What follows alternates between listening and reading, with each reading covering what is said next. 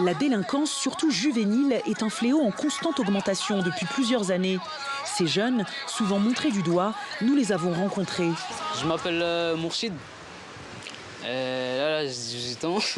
Ma mère, elle est comorienne et mon père, c'est un malgache. Je suis arrivé à Mayotte à l'âge de, je sais pas, 4 ans, 3 ans, je sais pas trop. J'ai jamais connu mon père.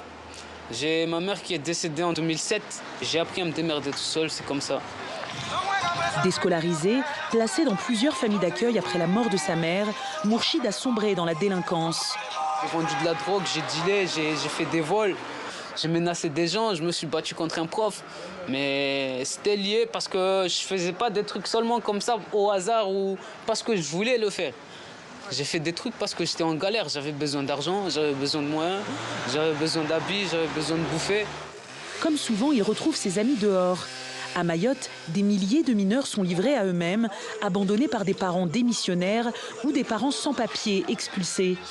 Parmi eux, Saïd. Sa mère est morte quand il avait 3 ans et à 17 ans, il ne vit plus avec son père. À chaque fois que je faisais quelque chose, la gendarmerie venait à la maison. Toc toc toc, et mon père était en rogne. Il me sermonnait, mais je l'écoutais pas. Il me disait que ça servait à rien de vivre avec lui si je l'écoutais pas.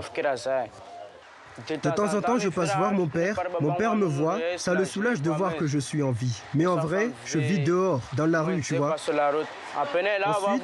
on reste là, galère, arracher un téléphone ou un sac, dégrader des voitures ou les caillasser pour avoir de l'argent, tu vois. À part ça, on fait rien.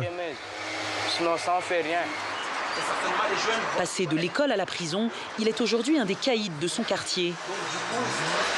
Les enfants se lèvent, ils n'ont rien à faire, ils déambulent, et si on ne les prend pas à l'école et qu'un enfant vient vers moi, je suis obligé de le prendre et m'occuper de lui. Et le soir, je lui dis « Hé, petit, vole ça pour avoir de l'argent ». Et je me suis retrouvé avec plein d'enfants autour de moi. Leur père et leur mère les ont laissés. Ils n'ont personne à Mayotte, quoi. Il faut qu'ils trouvent quelqu'un qui s'occupe d'eux. Et s'ils ne trouvent pas, tant pis, ils crèvent dehors.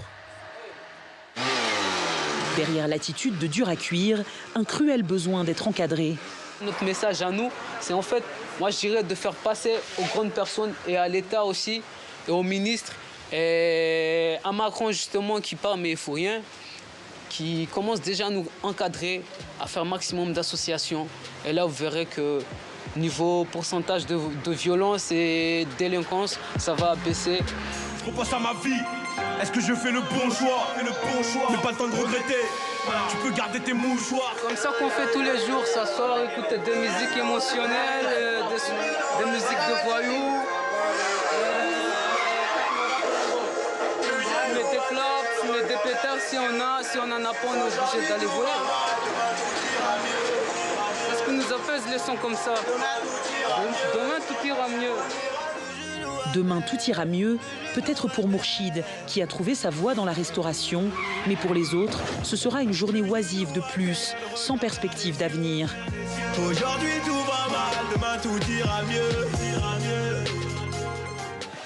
Nous retrouvons Chance, la fille de Mariama, en route pour son entraînement de handball, sa seule sortie de la semaine. Car à Mayotte, il y a très peu d'espace de loisirs. Allez c'est parti, on enchaîne. On s'arrête pas.